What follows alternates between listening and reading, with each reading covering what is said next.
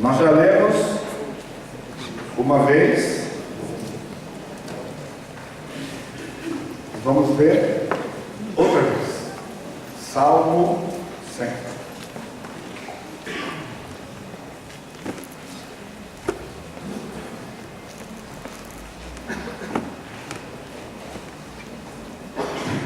Celebrai com júbilo ao Senhor todas as terras. Servi ao Senhor com alegria, apresentai-vos diante dele com um cântico. Sabei que o Senhor é Deus, foi Ele quem nos fez e dele somos. Somos o seu povo e rebanho do seu pastoreio, ovelhas do seu pasto. Entrai por suas portas com ações de graças e nos seus átrios com hinos de louvor. Rendei-lhe graças e bendizei o nome, porque o Senhor é bom, a sua misericórdia dura para sempre, e de geração em geração a sua fidelidade. Amém? Amém? Certamente o Senhor vai nos abençoar essa noite com a exposição, o entendimento, a obediência e a aplicação da sua palavra, sem dúvida. E eu pensei aqui como que eu posso fazer para ajudar você a absorver e receber e digerir tudo aquilo que está no Salmo 100, que só tem 5 versos. Deixe-me dar uma palavra para os irmãos sobre reverência, sobre respeito. De certa forma, a igreja como um todo, ela tem estado equivocada com respeito ao que significa, o que é reverência e respeito. Quando eu falo igreja, eu não estou me referindo exclusivamente à nossa igreja, eu estou falando da igreja de forma geral, em um extremo ou noutro extremo. E à medida que nós estamos meditando nos Salmos, e eu vou transmitindo algumas informações para vocês, você ouve, você entende, é legal, é bacana, mas de certa forma não avança no sentido de nos levar a uma mudança, a uma transformação imediata daquilo que tem sido pregado. Isso é típico e tendente no nosso meio. Anos atrás eu fiz uma conferência para homens numa igreja, e eu mesmo fiquei impactado com aquilo que aconteceu naquele lugar. A gente progrediu muito aqui na nossa igreja em termos disso, né? Mas eu fiquei uma semana inteira trazendo estudos de desafio para aqueles irmãos. E após cada pregação, após cada palestra, o que acontecia? Imediatamente havia uma resposta deles. Eu era convidado, eu era o pregador, eu só estava pregando, me dava uma palavra, eu entrava, pregava, desafiava a palavra, depois eu sentava, e aí então começava naturalmente entre eles virem ali na frente e começarem a se posicionar. Quantos de vocês já assistiram e se lembram desse filme Corajosos? Aqui, vários de vocês aqui. Os que não assistiram, eu desafiaria você a assistir. Esse é um tremendo de um desafio, isso serviu para nós, homens, né? Porque todo o enredo do filme é isso, é um filme de cunho evangélico, né? Nesse aspecto. E é isso, aqueles homens foram impactados com uma coisa que não bastava ouvir aquilo e simplesmente, tá bom, bacana, ouvimos, né? Aquilo os levou a tomar uma posição, a dar uma resposta, como uma reação positiva daquilo. Então, como que nós funcionamos?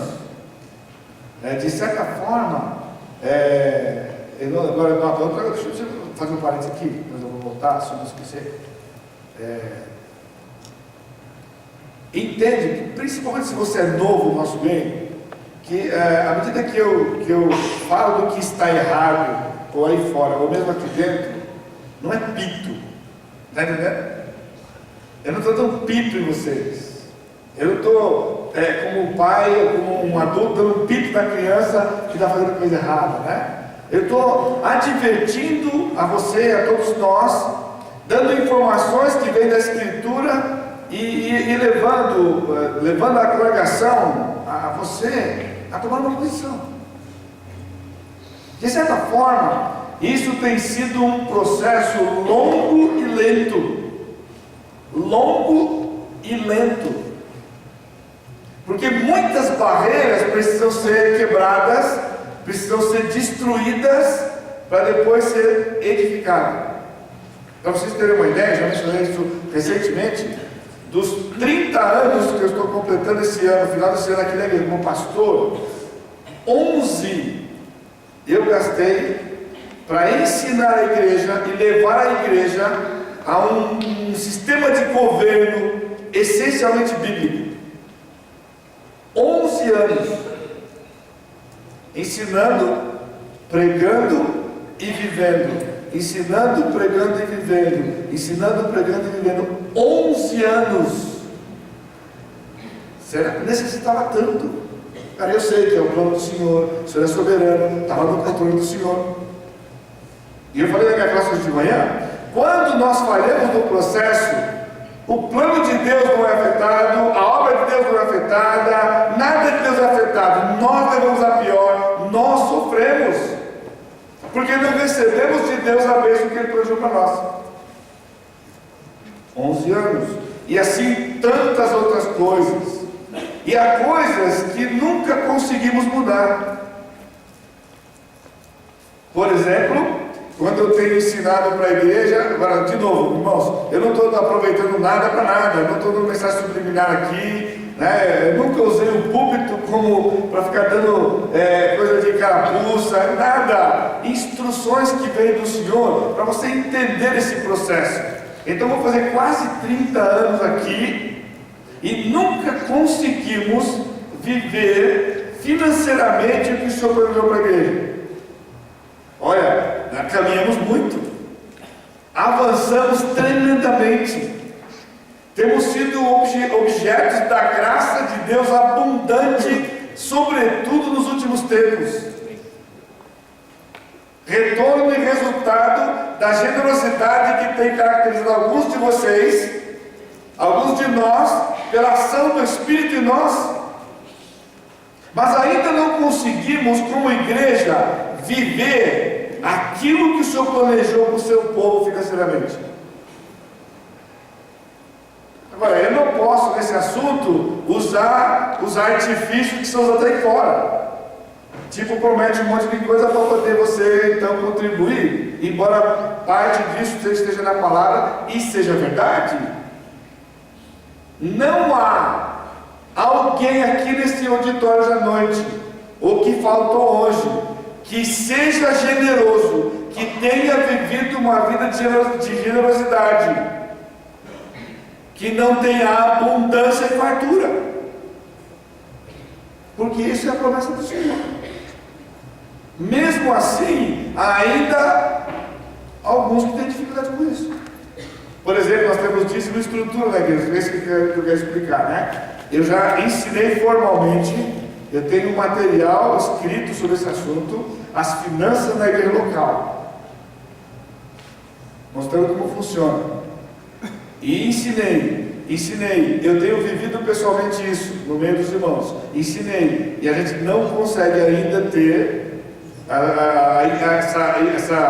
viver isso, né? De que tudo aquilo que é estrutura nesse lugar, nós financiemos e paguemos sem prejuízo dos dízimos. Talvez é a primeira vez que você está ouvindo isso aqui, se você é novo. Qual a implicação? Eu? Não. Me faz falta? Não. Mas poderíamos fazer muito mais do que temos feito na obra do Senhor. Porque se nós liberamos os dízimos, significa mais missionários, mais pastores. Estamos trabalhando com o processo do pastor Fábio. Se Deus permitir, para o ano que vem, Ele dá tempo de pegar o nosso meio. Amém. Agora, sabe por que ainda não? Porque temos gasto dinheiro com outras coisas estruturais, que são também necessárias. Não são desnecessárias. Não estamos fazendo por nada. Fazemos o mínimo, mas aí no mínimo sai boa parte deste valor. Se ele lembra, ali dá 6 mil e pouco, 6 mil, 5 mil e pouco é a média da estrutura. Gastamos muito mais de 6 mil por mês de estrutura. Da onde sai? Dos dízimos. Então, quando sai dos dízimos, qual é o efeito? Nós não demos nada para ninguém. Só que a gente não sustenta o pastor, não sustenta outros missionários, entendeu? E que é o prejuízo? A obra de Deus? Não. Alguém vai deixar de ser convertido por causa disso? Não. Então, o que vai acontecer? Vamos perder a bênção. Entendeu? Agora, eu estava dizendo para vocês, por que a coisa é tão lenta para ter o retorno? O Espírito não trabalha? Não, esse não é o problema. O Espírito trabalha. Como é que é o plano de Deus? O plano de Deus é assim: eu ouço, eu entendo, eu vivo. Entendeu? Eu ouço, eu entendo, eu vivo. Eu ouço, eu entendo, eu vivo. Tem que ser assim. Agora, quando a gente não ouve, não entende e não vive, então a gente tem esse processo. Eu ouço, eu resisto, eu não vivo, eu ouço de novo, eu resisto, eu não vivo, eu ouço de novo, eu resisto, aí eu começo a entender, eu ouço outra vez, eu entendo mais um pouquinho, e o dia que eu entendi tudo, então eu vivo, e aí eu venci toda uma etapa que talvez demorou anos. Agora, isso, irmãos, é na sua vida pessoal, assim como a nossa vida como igreja. Acrescente-se a isso, quando nós temos que consertar coisas. Porque para consertar coisas, o primeiro ensino é dizer que está errado o que está sendo feito. É o mesmo processo. Então, como devia ser? É detectado o erro, é reconhecido o erro, é abandonado o erro, e eu estou pronto para fazer o que é certo. Entendeu? Não, mas é assim, eu ouço que está errado, mas não acredito que está errado, eu acho que está certo, e eu não faço nada, eu mantenho o que está. Aí eu ouço de novo que está errado, eu acho que está certo, eu continuo como está. E então, depois de um certo tempo, quando eu descubro que está mais ou menos errado, aí eu começo o processo, até que eu definitivamente reconheço que está errado e me abandono o processo. Aí começa tudo de novo. Então agora há várias possibilidades. Eu olho para alguns de vocês e vocês estão olhando para mim e parece que eu estou falando parábola. Eu estou falando parábola.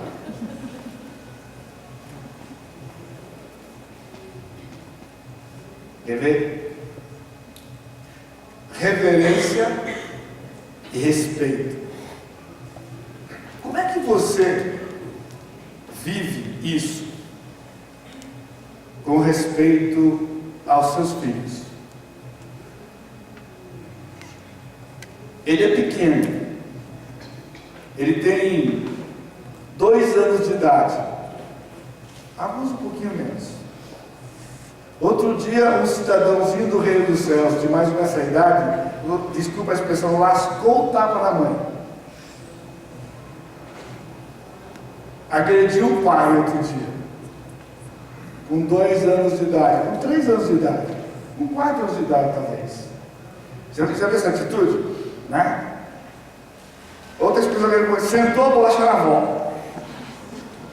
Quando uma criança senta abaixo da avó, tá bom, né? Porque na mãe e no pai é uma reação por causa da disciplina. Mas a avó só faz coisa boa, só estraga. E é mãe ainda. A avó faz coisa assim, só faz os gostos do neto. Ela tomou ainda a paninha. Então tá mal, o menino tá mal, né? Como é que você vai ensinar reverência e respeito para uma criança com 2 anos de idade? Alguém aqui sabe a fórmula? Eu acho que a maior parte das pessoas fala assim: fala, pastor, eu quero saber a fórmula, está na expectativa para saber como é que é, para poder começar a praticar. Normalmente, os pais impõem sobre os seus filhos respeito, reverência e autoridade. E eles conseguem se submeter a isso naquela idade que eles são pequenos, mas vai chegar a tarde da adolescência, e é onde eles vão retomar o processo e vão começar a viver de uma outra forma. E parece que Deus fala assim, e tudo que eu ensinei para eles sobre autoridade e respeito, cadê? Perdeu. Agora, de certa forma, nós temos essa dificuldade com respeito a Deus.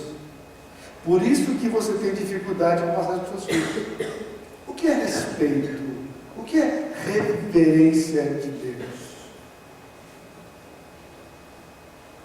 Você quer ver como nós somos equivocados? Vamos ver só para você. Celebrai com júbilo ao Senhor todas as terras. Eu já li para você.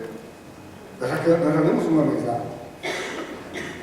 Agora, como está escrito aqui, isso aqui já é uma tendência de uma época. Agora, cuidado, não desliga aqui. Se você desligar aqui, você vai achar que eu estou herege, está filmado, e você vai dizer que eu estou dizendo que tem erro na Bíblia. Eu não disse que tem erro na Bíblia.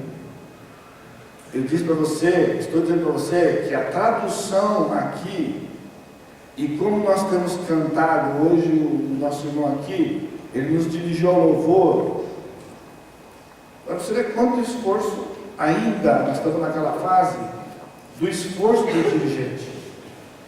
Tá? Então, parte do trabalho do dirigente é um esforço de nos levar a uma coisa que a gente não quer ir. A gente resiste. E então eles estão tentando, de muitas formas, nos levar a algum lugar, debaixo de muita resistência da nossa parte. Por quê? Porque, como uma igreja boa e uma igreja assim chamada tradicional, nós temos medo de perder o quê? A reverência, de perder o respeito do Senhor. E porque temos medo de perder o respeito, e porque interpretamos que certo comportamento é falta de respeito, daí a confusão. A gente fica com o louvor comprometido. Celebrai com júbilo. Essas três palavras, na verdade, elas são tradução de uma única palavra no texto original. E essa única palavra significa, literalmente, dar um grito. Agora vocês estão cantando aqui, alguém deu um grito na plateia, quando o pessoal agarra e leva para fora inteiro. Você entendeu o que é? É um grito. Na versão, numa das versões inglesas, ele fala de um barulho, de um ruído. E aí, para não ficar... Imagina que o tradutor, quando ele foi para o texto e viu que a palavra significava isso aqui, um ruído, um grito, ele ficou tão incomodado que ele colocou de alegria no lado, um ruído, um grito de alegria ao Senhor, com medo de traduzir só o ruído, porque se traduzir só o ruído, o pessoal pode se perder nesse negócio e a coisa vira confusão. Esse é o grande medo de todo mundo. Mas, irmãos, primeiro, é um imperativo, é uma ordem. Estão mandando dar um grito. Você estava mandando dar um grito.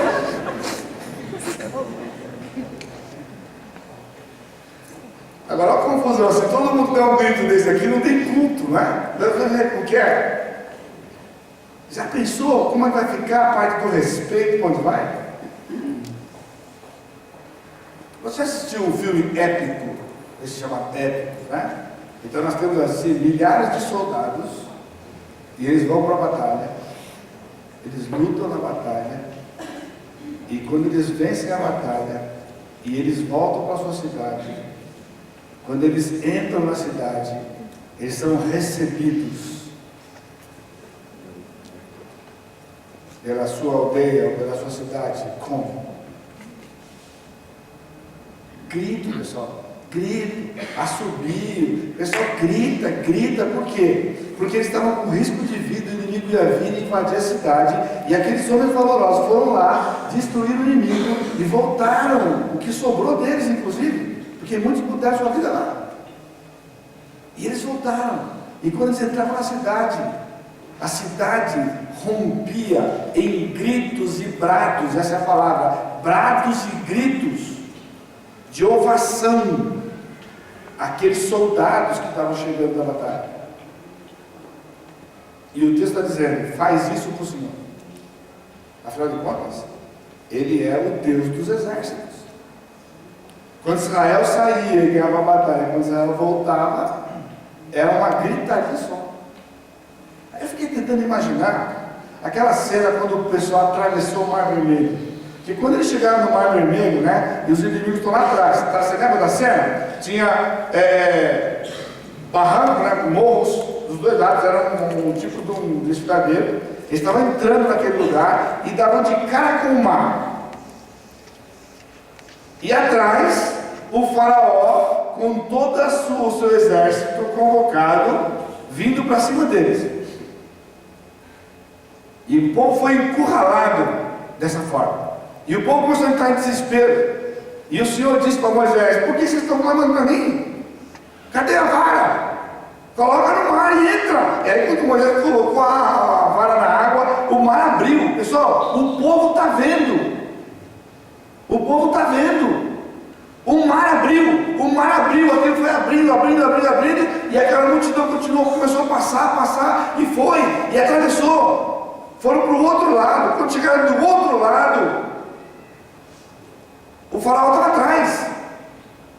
E o Senhor esperou o faraó entrar. E o faraó entrou. Quando todas as hostes de faraó, todas estavam no meio do mar, as águas voltaram para o lugar. E o povo já ficou do lado de lá. Aí você imagina que o povo fez o quê? Ficou todo mundo tremendo. Porque eles iam morrer. E o faraó morreu na água. Foi assim que foi, irmãos. Aqueles milhares de pessoas, eles romperam em gritos e brados de alegria do livramento do Senhor. Isso era celebrar com júbilo ao Senhor. Quem traduziu celebrar com júbilo, ele deu uma tremenda de uma arredondada aqui, porque celebrar, nós estamos falando de tudo coisa política, celebrar com júbilo, agora está mandando gritar. Agora lembra da pergunta no começo? O que é o respeito e a autoridade? O que é o respeito e a reverência? Guarde isso, pai. Você terá respeito e reverência do seu filho quando vier de dentro dele. Porque se não vier de dentro dele, você não terá. Porque você vai pedir para ele ficar sentado. Já lembra dessa história? Manda sentar e ele senta porque você mandou, mas em dentro dele está de pé. Ele está de pé dentro dele, mas está fisicamente sentado porque você mandou. E isso não é reverência. Isso não é reverência. Então, não é a atitude exterior que nós temos que determina a reverência que nós temos ao nosso Deus. Ela é resultado do efeito transformador e renovador da palavra em nós, que transforma a nossa mente de saber quem Ele é.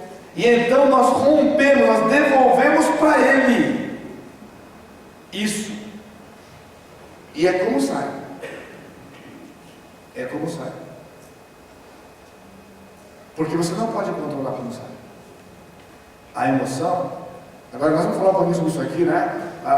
Não é você deixar a emoção tomar conta e você sair aí fazendo coisas que racionalmente você não faria. Não é isso? Gritar de alegria. Você sabe gritar de alegria? Sabe o que é que pega? Uma boa parte dos adultos já esqueceram como é gritar de alegria. Sabe por quê? Porque não tem gritado de alegria por muitas coisas há muito tempo. Já perdeu a referência de gritar de alegria, de dar umas boas gargalhadas. Sabe o que é? Deixar o coração realmente transbordar, fluir. Na verdade, são vidas truncadas, são vidas oprimidas e opressivas. Esta é a realidade que muitos crentes têm vivido. Então, irmãos, não há meio de chegar num culto como esse e a gente obedecer a Escritura. Obedecer a Escritura do que é realmente cantar ao Senhor. Porque tudo que nós temos feito de certa forma, sempre de uma medida comedida, mais comedido do que outra coisa, mecânico. E a coisa sai mecanicamente. Sai mecanicamente. O que acontece no seu coração quando você está diante de um grande feito do Senhor? É outra coisa. Você sabe o que é um grande feito do Senhor? A gente, às vezes, se pensar, quando foi que você presenciou um grande feito do Senhor? E quando você presenciou um grande feito do Senhor, qual foi a reação que você teve? Você lembra? Sim, é só aqui. Então, quando nós chegamos aqui e nós somos dirigidos por esses irmãos, as letras daqueles cânticos e o que é dito da palavra aqui são verdades a respeito do nosso Deus. Na minha classe tinha uma prova hoje de manhã. Foi isso. E eu fiz uma tremenda de uma declaração.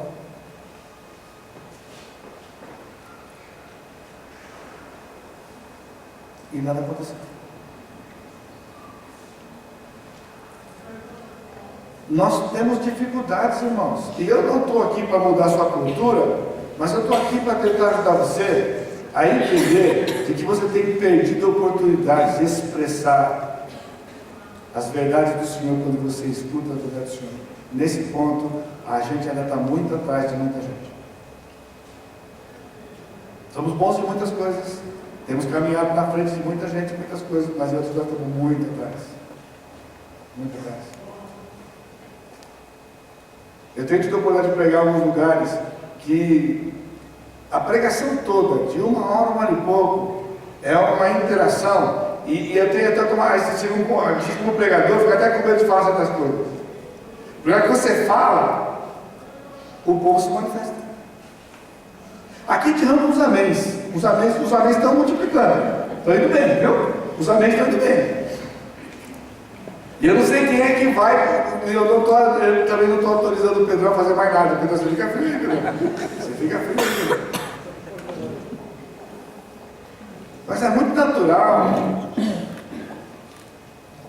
em vários lugares, quando é falado alguma coisa a respeito do Senhor, o povo rompe em grito e palma aí, começa a bater palma, tem que esperar para. Eles terminam. Eu posso continuar? Eu continuo. Sabe por quê? Porque são pessoas que já aprenderam, eles têm conseguido essa graça de não conseguir se conter quando escutam certas coisas a respeito de Deus. E é sério, a respeito de Deus. Quando você escuta falar que Deus é grande, tremendo, aquilo ali tem que mexer com a gente. Está entendendo? Tem que mexer com a gente. E isto não é perder a reverência pelo Senhor. Porque a reverência que alguém tem pelo Senhor, inclusive, eu estou num salmo aqui, e eu estou gastando esse tempo todo aqui, essa parte, porque o salmo todo, ele tem 7 ordens. 7 ordens, no salminho de 5 versículos. Porque tem versículo salmo grande com 30, né? 5 versículos só, 7 ordens, inclusive essa aqui. Dá um grito, um brado, o de alegria por conta do outro, por quê? Porque se é uma guerra, na vez de uma guerra, eles que estão alegres. Entendeu? Porque depois ele não está delirando quando ele põe alegria, mas é um grito de alegria que o pessoal não se continha. Então eu não estou, presta atenção, aviso aos navegantes. Eu não estou dizendo aqui que é para forjar essas coisas. Eu não estou dizendo que é para produzir essas coisas. Nós não estamos contratando ninguém. Eu estou dizendo que a palavra tem que fazer um efeito em você. E você responder o que a palavra faz. Isso não é só no culto público, é em todo lugar que você estiver. Qual é a reação que você tem que estar na Bíblia em casa? Enquanto você fizer aquela tarefinha de você ler um capítulo por dia, você não vai sentir nada. Agora, quando você está lendo certas coisas, você vê aqui, quando eu estou pregando, quantas vezes embarga a minha voz aqui pregando. E se você quer me ver chorando, é aqui, viu pessoal?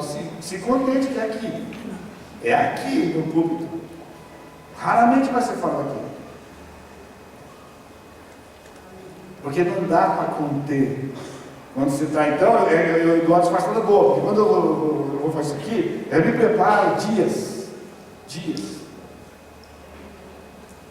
Talvez eu seja culpado disso. Porque se eu não me preparasse tanto, deixasse a coisa ser um pouco mais, aí ia ficar mais fácil para você. Né?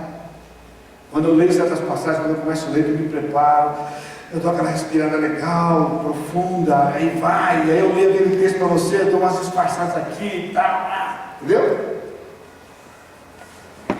Porque faz efeito na gente. Falar dos feitos do Senhor, nós vamos ler algumas passagens hoje aqui. É o único salmo do Saltério que explicitamente traz nele, originalmente, o que está escrito aí, Salmo de Ações de Graças. É um salmo de agradecimento. Há muitos salmos que nos desafiam a sermos gratos a Deus, como o Salmo 107, vamos chegar lá, Salmo 118. Mas, no texto original, Salmo de Ações de Graças são 2 palavras que são exatamente as 2 primeiras palavras do Salmo. Depois começa a celebrar e conjugar o Senhor. Ele tem, como eu disse para vocês, 7 imperativos e mais 2 explanações de por que devemos dar graças ao Senhor. Nós vamos seguir aqui, como eu tenho feito algumas vezes, o esboço do pastor James Boyce, que vai estar dividido aqui em 4 partes. O que nós temos experimentado nessa geração, que é um grande avanço, é que tem havido uma reforma na liturgia da igreja. Tem havido uma reforma no louvor da igreja. Décadas atrás, inclusive aqui, na nossa igreja, o louvor nada mais era do que uma preparação para ouvir a mensagem. Então cantava-se na separação dos hinos, a congregação cantava, e aquilo preparava o coração para ouvir a pregação. E a coisa ninguém percebia, mas foi morrendo. Foi morrendo. Então o louvor era um negócio assim, desastroso. A gente tentava cantar o mais animado possível, aqui na igreja inclusive, e na igreja que eu em São Paulo, a coisa não era tão ruim, porque a gente cantava animado, a gente procurava animar o pessoal para cantar, mas a ideia ainda era preparar o coração do povo para... Era meia hora, normalmente. Tinha os números especiais, mas tudo aquilo sempre com o objetivo de preparação. Então nessa geração, tem sido recuperado, tem sido trazido de volta esse conceito bíblico e correto de que a adoração, louvar ao Senhor, ele é um momento único em si, que faz parte do culto, que antecede, podia ser depois, mas antecede o tempo de ouvirmos a palavra do Senhor. Prepara o coração? Sem dúvida. Muitas vezes você chega tão mal aqui, que esse tempo do louvor dá uma trabalhada em você e você se anima para ouvir a palavra. Mas é uma adoração. E é isso que tem me preocupado. Porque no tempo que nós expressamos ao Senhor o nosso coração, expressamos a Ele o resultado de uma semana inteira vivida com Ele. Pense nisso, eu não quero que você saia daqui hoje com depressão. Vivemos uma semana com o Senhor, aí quando chegar no domingo nós temos um tempo para expressar para Ele como foi essa semana com Ele. E sai o que do nosso coração? Como sai? Há uma diferença, né? Quando o pessoal está reprometido, canta com as crianças, eu já falei para vocês. Essa era a minha questão com os missionários. Quando nós saímos do movimento de 89. Porque lá, desde o maternal, né, as criancinhas lá fazem gestinho para cantar. E eles cantam com sua florzinha de Jesus. E eles fazem gestos. Eles usam a expressão corporal. Né? E são ensinados, quando fala de gritar, grita. Eu posso me lembrar como fosse hoje, né? João Pedro tentando ensinar para a gente aquele. É festa? Como é que ele canta lá? Vou cantar, vou gritar. É clima de festa, não é? Tempo de festa. Esse é o tempo de festa, né? Aí tem umas partes lá que tem que gritar, tem que pular, né? O pessoal aqui pode fazer malabarismo aqui, não sai nada aí. Mas não sai. Esse é o tempo de festa, aí vamos gritar aí. Vamos pular. Nem sai do chão. Dá uma levantadinha assim, já fiz a minha parte.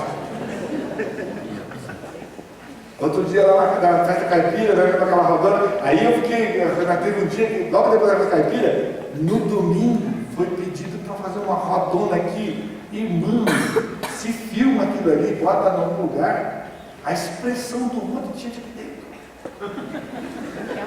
O que esse dirigente está fazendo? Está me constrangendo. Até que fica em pé agora, aqui de mãozinho, vai para lá.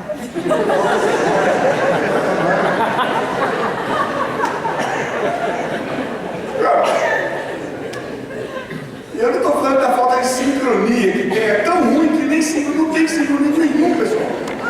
Não tem, né? As irmãs que ficam lá na piscina, aí pulam aqui, aí elas fazem aqui, né? Elas são experts nisso aqui. Não consegue. Aí a pessoa começa a se dedicar à oração. É oração para o dirigente no outro domingo não virar moda.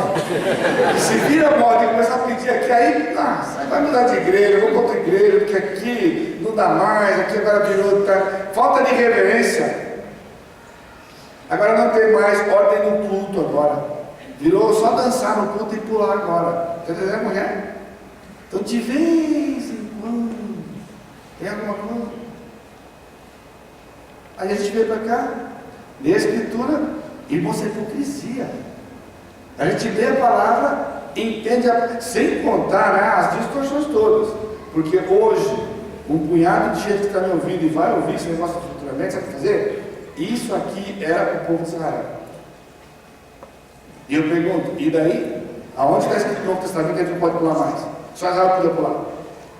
O Salmo 47, naqueles anos da década de 80, que eles batem em palma a todos os povos, o pessoal diz assim, saiu matéria de página inteira, provando que aquilo era uma coisa exclusiva do povo de Israel, e que era para o milênio. Bater palma. Pessoal, o povo de Israel batia a palma todo o tempo. Eles iam fazer colheita, não dá para levar instrumento, porque o pessoal do instrumento não ia trabalhar. Ia ficar tocando, então tinha instrumento. Qual é o instrumento que eles tinham? E o pé.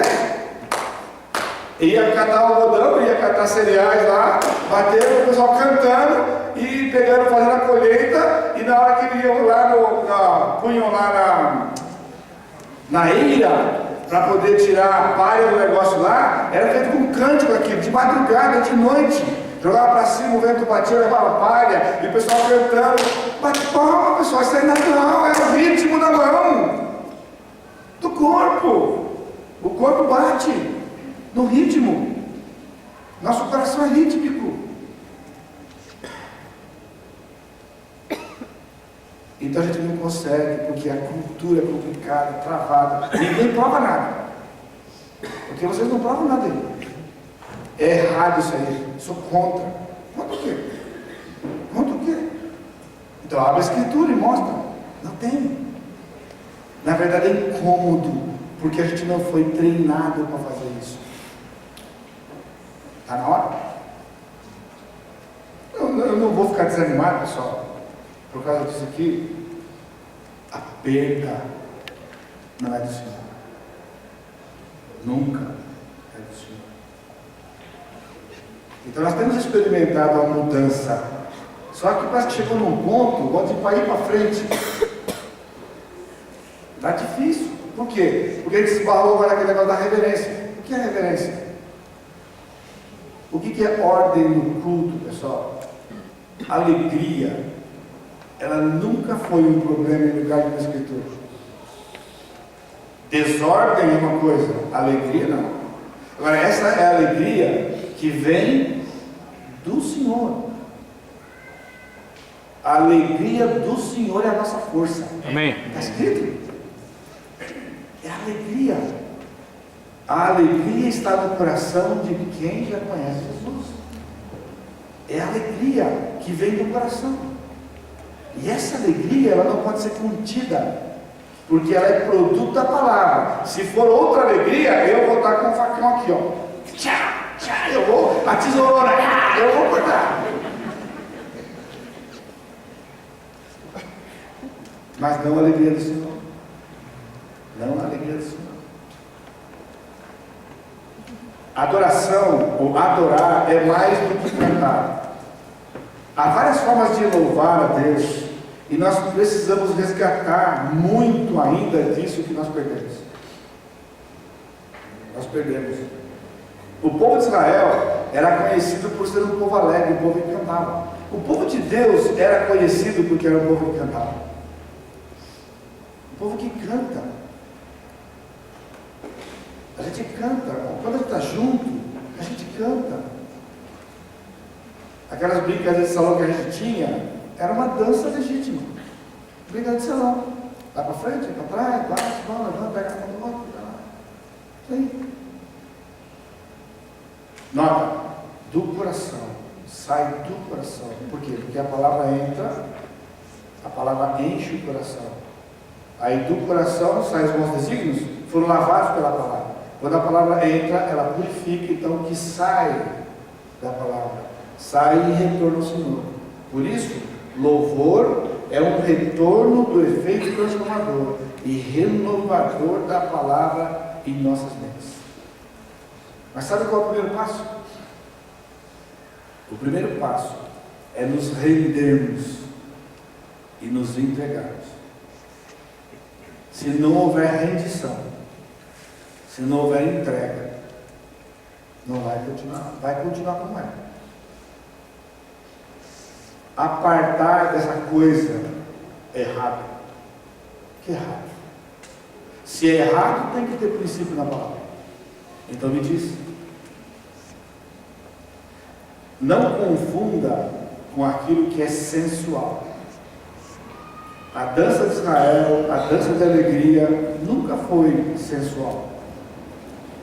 Porque ela não é uma música que está vindo de um sentimento deturpado. Quando você tem uma notícia boa, você grita, você chora. Depende da reação. Essa é a reação do que é bom. Deus age no nosso meio. A gente fala e a gente tem essa capacidade de simplesmente, poxa, que bacana, né? A gente compra, nossa, que bacana que Deus fez outro dia lá, sabe? Olha, Deus fez um negócio tão grande outro dia. Foi tão bacana, tão contagiante. É assim? Não era assim com o povo de Deus. Não era assim com o povo de Deus. Então, nós nos rendemos, nós nos entregamos. Não é sermos controlados e dominados pelas emoções, mas sim aprendemos a expressar nossas emoções com reverência, mas liberto de conceitos repressivos. Liberta o conceito repressivo. Nós não vamos contratar nenhum puxador de samba aqui. Nós não vamos contratar nenhum expert do baião para tocar nada aqui. Não tem necessidade. Essa coisa que vai vir do coração. Ou vem do coração ou não vem. Está entendendo? Então o Salmo 100, em particular, nos ajuda a fazermos isso. Então, 3 formas de adoração, 3 formas de gratidão, versículos 1 e 2. Celebrai com júbilo ao Senhor todas as terras, servir ao Senhor com alegria, apresentai-vos diante dele com cântico. Nós temos nesses 2 versículos 3 imperativos. Então gritai, bradai ao Senhor todas as terras. E aqui é interessante, porque a terra, as terras, os povos, eles têm ritmos diferentes. Se fosse pensar em termos de coisa organizada de música, eles têm ritmos diferentes. Eles têm culturas diferentes. Mas todo ser humano grita igual. Você quer ver? Vai no estádio. Estão jogando lá, todos eles gritam a mesma coisa. Aí depois tem a cantiga. A cantiga, o refrão, é diferente de cada cultura. Tá? Mas quando o time vence, o time ganha, o povo grita, o povo faz uma porção de interjeições. E isso é comum, é igual a todas as terras. Toda terra, todo mundo sabe se expressar com gritos de alegria, resultado de reconhecer que Deus agiu, Deus se manifestou. Você está preparado para isso aqui? Então começa a treinar. Quando Deus se manifesta, quando você ouve alguém compartilhando uma coisa. Milagres, pessoal, acontece todo dia. A gente só não está dentro. Aí eles. Celebrar com júbilo, gritar e bradar. Segundo, servir ao Senhor com alegria.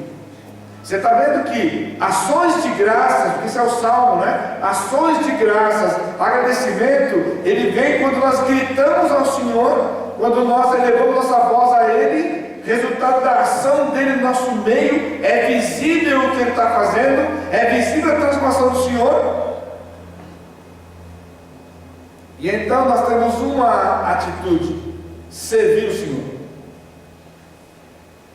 E servir com alegria, sabe por quê? Porque a palavra aqui é escravo.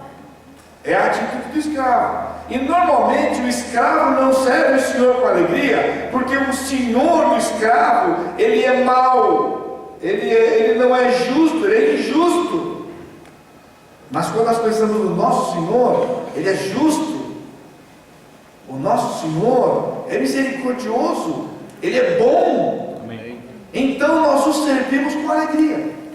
Nós temos desejo de servir o Senhor. O escravo servia com gemido. O servo do Senhor, o escravo do Senhor, ele serve ao Senhor com alegria. Porque o coração de servo, nós vamos na escola dominical hoje, né? O servo confia no Senhor. E porque ele confia no Senhor, ele obedece ao Senhor. E ele recebe o benefício do Senhor. Então ele serve o Senhor com alegria. Esse é o ciclo que ele está pedindo aqui para nós. Aí ele diz: apresentai-vos diante dele com um cântico. Aqui o verbo é simplesmente entrar. Vem, essa é a ideia. Vem, se apresenta. Agora aqui tem uma palavra para nós, irmãos. Esse salmo foi escrito para o pessoal quando estava indo para Jerusalém. Ele está dizendo aqui, eles têm que ir para Jerusalém para adorar o Senhor lá em Jerusalém, porque lá estava o templo do Senhor, a presença do Senhor. Então aqui é o povo sendo conclamado a ir para Jerusalém. Olha como nós podemos aplicar isso hoje.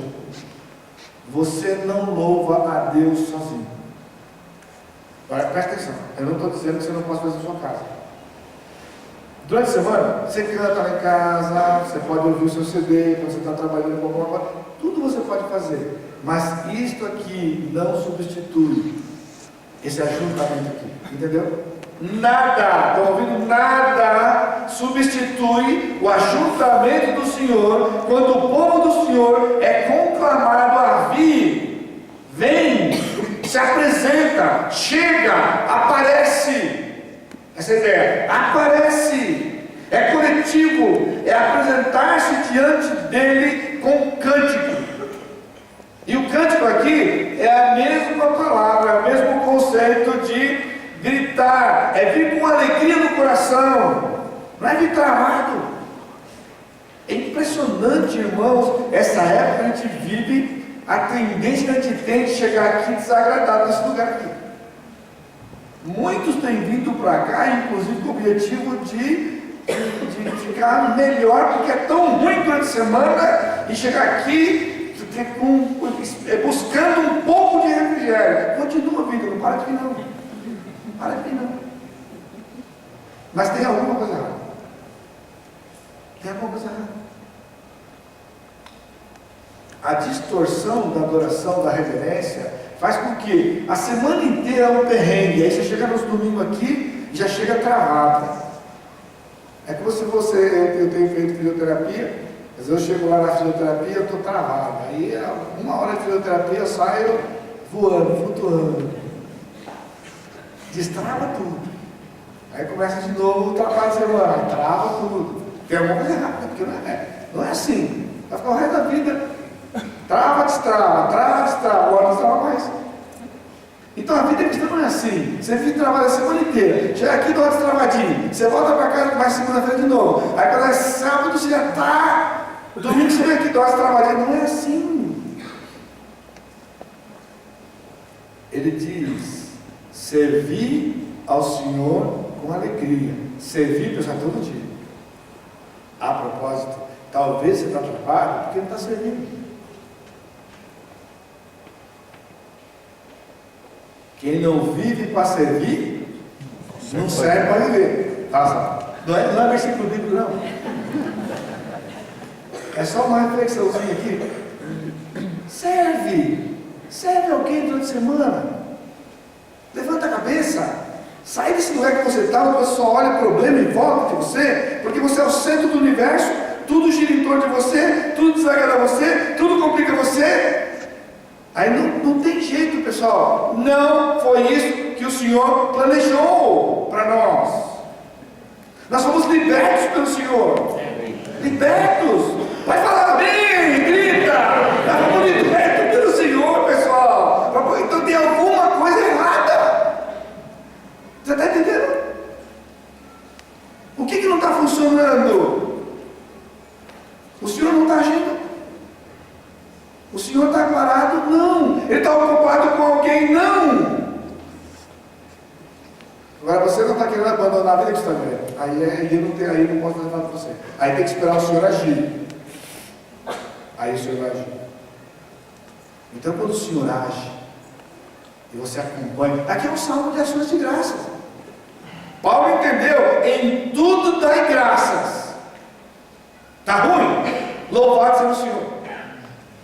Pastor, eu não consigo. Está tudo ruim, eu não consigo falar para Deus obrigado, Senhor. Nossa, vai chover mais um pouco. Vai chover mais um pouco. Aí alguém fala assim: pastor, essa fase eu já passei. Porque eu agradeço tudo. Obrigado, Senhor, pelo que o Senhor fez hoje. Não é isso, obrigado também. Não é isso é ironia. Não seja ironia com o Senhor. Obrigado por nada. Obrigado. Complicou? Eu não sei, eu não entendo por que complicou. Mas o Senhor está no mesmo lugar de sempre, obrigado pelo que aconteceu.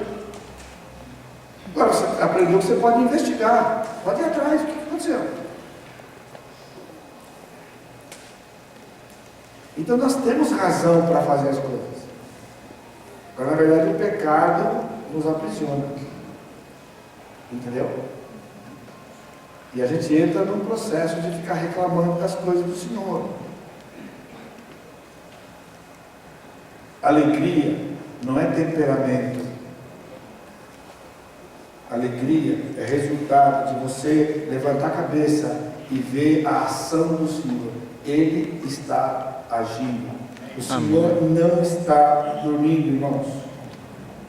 A reunião da celebração, essa reunião, é uma convocação e não uma atitude de escolha sua. Temos sido convocados pelo Senhor para estar aqui cada domingo para celebrar o Senhor nos nossos corações, como resultado do que Ele faz para nós. Não vê a hora de chegar para compartilhar com as pessoas. Isso tem que ser resgatado do seu coração. Não vê a hora de chegar para poder cantar, expressar para o Senhor: obrigado, Senhor, porque o Senhor é meu Deus. O Senhor é meu Deus. Segundo, por que devemos dar graças? Versículo 3: sabei que o Senhor é Deus, foi Ele que nos fez e dele somos o seu povo e rebanho do seu pastoreio. Sabei é o próximo imperativo aqui. Ele é Deus. Esse é um imperativo de grande significado aqui no texto, porque os povos ao redor de Israel deveriam saber que Deus existia. Eu pergunto para você: as pessoas que convivem com você sabem que Deus existe? Ah, pastor, eu não acredito em nada, tudo é ateu. Não importa. Eles sabem que Deus existe quando olham para você. Deus existe. Amém. E Ele está dizendo: ações de graça. Você não vai dar graças ao Senhor, não vai ter um coração de gratidão, se você não souber que Ele é Deus. Pastor, eu não estou entendendo o que o senhor quer dizer. Eu sei que Ele é Deus. Não, você não sabe. Isso não é um conceito teológico aqui. Esse é um saber por experiência, não é intelectual. Eu sei que Jeová é Deus. Quer ver? Eu já me preparei, tá bom? Eu vou ler as passagens e já estou preparado. Abre comigo lá em 1 Samuel 17. 1 Samuel 17,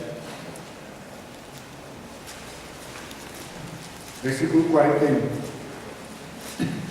Enquanto você procura aí, rapidinho, o cenário, o pai de Davi, Jessé, pede para ele levar, e lá onde seus irmãos estavam. Seus irmãos estavam numa batalha contra os filisteus, e o seu pai estava preocupado. Não tinha e-mail naquela época, não tinha celular, não tinha nada de comunicação, não tinha WhatsApp, não tinha nada, nem MSN, porque não tinha nada. Então o Jessé falou o seguinte: o Davi, vai lá ver como é que está. E aí ele mandou levar uns queijinhos, ele é mineiro, né, Jessé, né? Ele mandou levar uns queijinhos lá para o comandante, para o pessoal lá, para poder pegar as informações de como estavam os irmãos dele. E o Davi foi. Aí quando o Davi chegou lá, né? Ele achou estranho, porque ele viu uma cena meio complicada, né, que ele viu lá. E a cena complicada que ele viu é porque o exército do Senhor estava todo escondido atrás da pedra, atrás das pedras, né? E do outro lado não tinha inimigo. De repente sai o gigante Golias. E o Golias sai numa conversa, fazia um mês que ele fazia isso, todo dia. Ele saía e desafiava o povo de Israel. Pessoal, esse negócio de ficar lutando aqui milhares contra milhares é muito sangue, não tem necessidade disso aqui. Mas é o seguinte: escolhe um aí para lutar comigo. O camarada também, né? Tem 3 metros de altura. Escolhe um para lutar comigo. Essa história existe, já contei para vocês lá atrás. Sabe por quê? Porque o rei de Israel, Saul, devia ter uns 2,20 metros de altura. Ele era o cara mais alto da nação nos seus dias. E então, quando Golias começou a desafiar o povo de Deus, quem que era para ir? Quem era o cara mais alto de Israel? Era o Saul, mas ele era o rei. Então, em vez dele ir, ele começou a querer ver quem ia no lugar dele. É o seguinte, pessoal, tudo bem que eu tenho que ir, mas não estou muito disposto hoje. Se alguém for, eu dou minha filha em casamento. O cara rifou a filha dele. A pobre da moça ia ser viúva antes de casar, porque o camarada ele ia morrer lá contra os gigantes e ele nem no ano. Aí não via ninguém. Então é o seguinte, ó, se for eu dou imposto de graça, o IPTU por 10 anos sem pagar. Mas não adiantava que não aventurava ninguém para ir. É esse cenário. Versículo 41. O filisteu também se vinha chegando a Davi e seu escudeiro ia diante dele. Olhando o filisteu e vendo Davi, o desprezou, porquanto era moço, ruivo e de boa aparência, camarada bonitão, caprichado, a vida foi generosa com ele.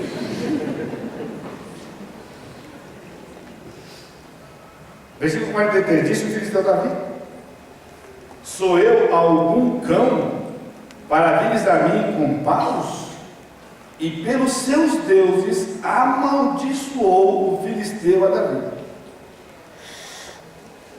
Disse mais o filisteu a Davi: vem a mim e darei a tua carne às aves do céu e às bestas feras do campo. Irmãos, aqui eu não quero dialogar porque o tempo já foi aqui. Mas você está entendendo que o homem já tinha ficado um mês desafiando o povo de Israel, mas não falava nada, só falava: vem aqui alguém para lutar comigo. Ninguém ia. Quando Davi viu aquilo, Davi não aguentou, e ele foi. E quando Davi foi, ele começou a falar essas coisas para Davi. Falou muita bobinha para Davi, querendo intimidar Davi. Você vem aqui, desse tamanho aí, eu vou matar você, eu vou dar carne para as aves do céu. E começou a pressionar Davi. Veja o versículo 45. Davi, porém, disse ao filisteu: tu vens contra mim com espada e com lança, eu estou me controlando aqui, viu? E com escudo, eu, porém, vou contra ti, em o nome do Senhor dos Exércitos, o Deus dos Exércitos de Israel, a quem tens afrontado. Davi não entendeu que o gigante afrontava o povo de Deus. Davi entendeu que o gigante afrontava o próprio Deus. Hoje mesmo, versículo 46, o Senhor, que é Jeová te entregará nas minhas mãos. Ele não disse: eu vou derrotar você. Eu não vou derrotar você. Jeová vai me entregar, vai entregar você na minha mão, hoje. Ferir-te-ei, tirar-te-ei a cabeça, e os cadáveres do arraial dos filisteus darei hoje mesmo às aves dos céus e às bestas feras da terra. Ou seja, esse negócio de um contra o outro aqui, filho, não vai dar não. Eu mato você e vou matar todo mundo do seu exército. Não tem essa de quem vencer fica vitorioso, não. Vai morrer, porque o Senhor disse: todos vocês têm que morrer, porque são idólatras, adoram outros deuses. Versículo 47, mais importante: saberá, não, 47, hoje mesmo do céu, e toda a terra saberá o quê? Que há Deus em Israel. Aqui é o ponto, irmãos. Isto movia este homem a fazer o que ele fez. Sabe por que Davi era o rei segundo o coração de Deus? Por causa disso aqui. A motivação dele de ir lá não era outra a não ser dizer: e toda a terra saberá que há Deus em Israel. E foi: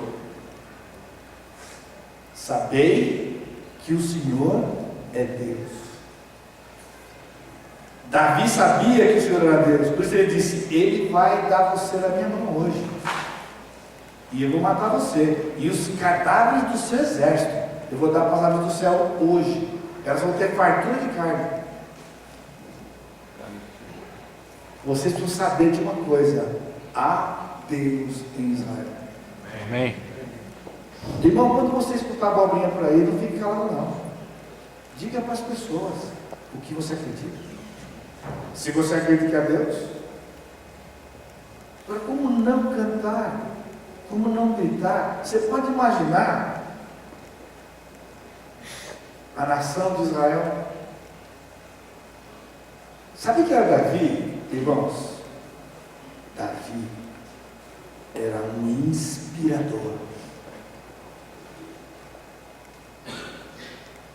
Saul era alguém que destruía o ânimo das pessoas.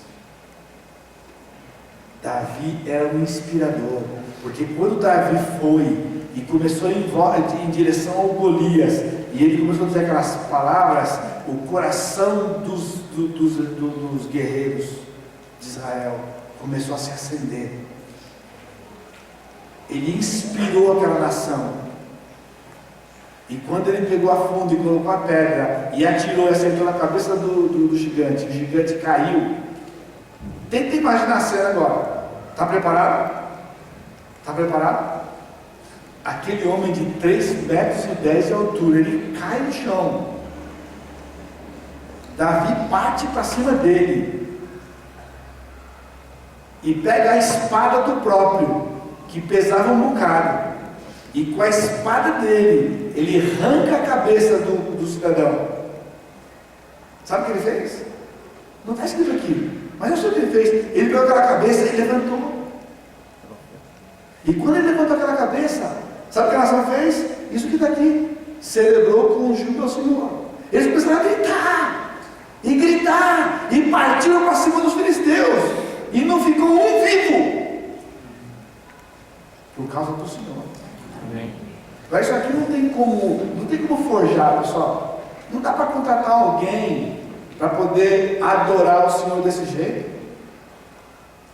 A adoração veio como resultado da ação do Senhor no meio do povo, inspirado por um homem que sabia que existia Deus.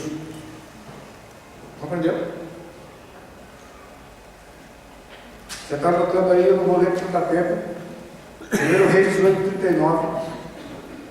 Quando Elias derrotou os profetas de Baal, toda a nação começou a gritar: só o Senhor é Deus, só o Senhor é Deus, só o Senhor é Deus. Daniel capítulo 2, versículo 27 e 28. Quando Daniel entrou na presença de Nabucodonosor, ele disse para Nabucodonosor: ninguém consegue fazer o que você pediu, mas há um Deus. Há um Deus. E ele revelou para você com esse sonho aí. E ele vai dizer para mim e eu vou dizer para você. E Daniel disse para ele, com 16 anos de idade. 16 anos de idade. Sabei que o Senhor é Deus. Ele é Criador, Ele é Redentor e nós somos ovelhas do seu pasto. Presta atenção, nós somos ovelhas, nós não somos uma matilha. Sabe qual é a diferença da matilha do rebanho? Porque o cachorro é esperto e inteligente. Não é isso que nos caracteriza. A ovelha é medrosa e dependente do seu pastor. Então, quando você não é medroso e não é dependente do pastor, você é cachorro. Eu sou cachorro. Porque o cachorro é que sabe cair no caminho de mudança e voltar para casa. Sabia? O cachorro em cada mudança, volta para casa. A gente tinha uma cachorra, e aí a gente deu a cachorra, o camarada levou lá para o Imperial. Eu morava na Banal. Pessoal, estou falando Imperial. É lá em cima, depois do Campos Alemães. Pois ele prendeu a cachorra, ela latia, ele falou que ela latia dia e noite. Deu uma bobeira, escapou, sumiu. Ela foi para na minha casa. Lá na Banal. Gostava da gente pra caramba.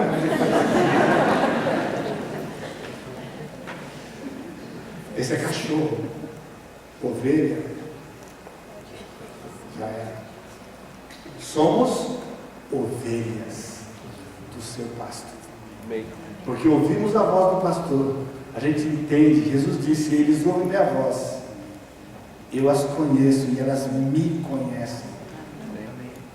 Viu? Acabou. Versículo 4. Um convite à gratidão, você está anotando aí só. Versículo 4. Um convite à gratidão. Entrar por suas portas. E o quarto, o caráter de Deus. Versículo 5. Deus é bom. Ele é bom.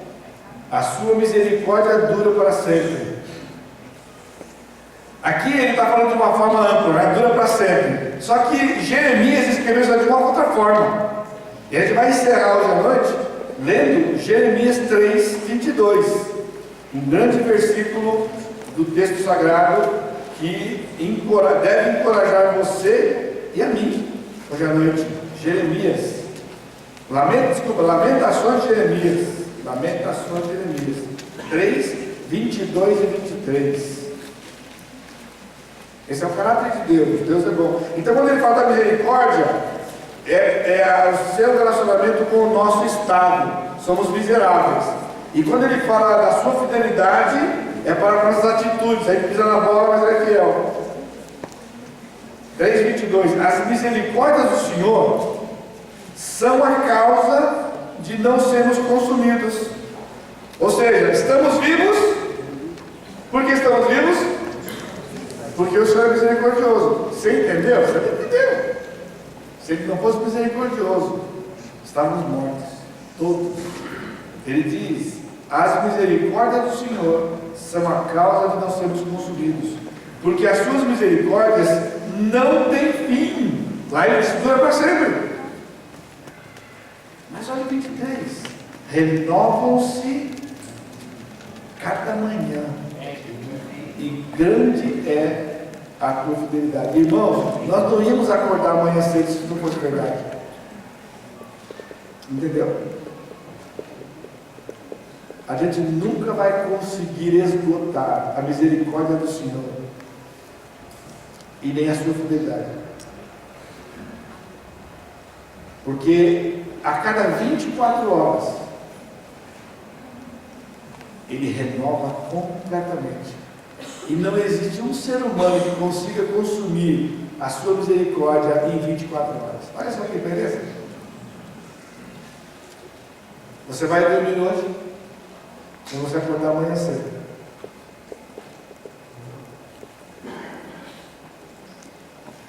O tanque cheio de novo. Amém.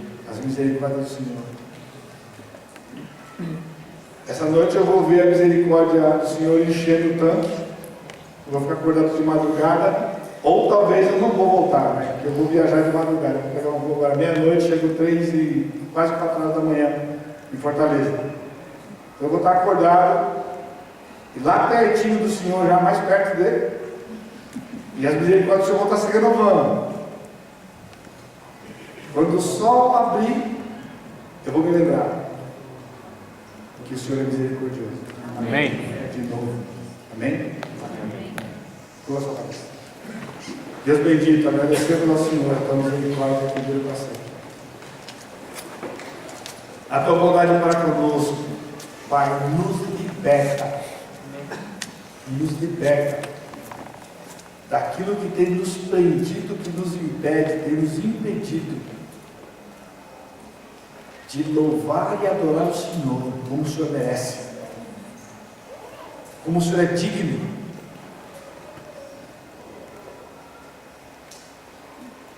Nós temos nos amarrado a nós mesmos quando nós temos conceitos que não são os seus.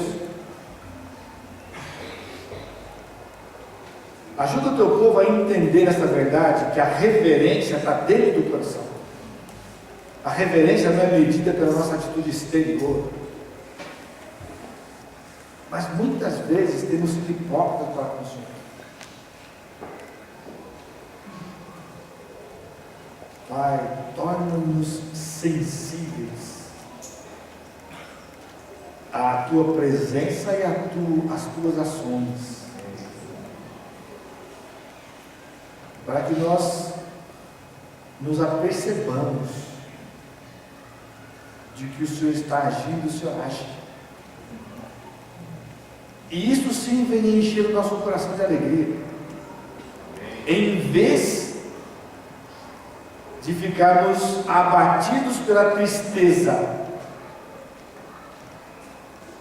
das circunstâncias que nos cercam e muitas vezes da influência do mundo nos nossos corações.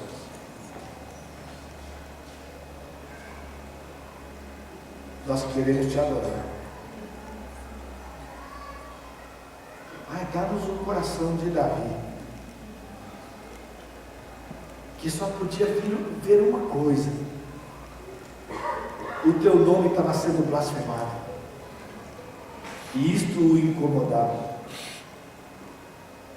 e isto o impeliu, o levou em direção àquele gigante para fazê-lo calar, na certeza de que o Senhor existe e ia agir. E ele glorificou e honrou o teu nome.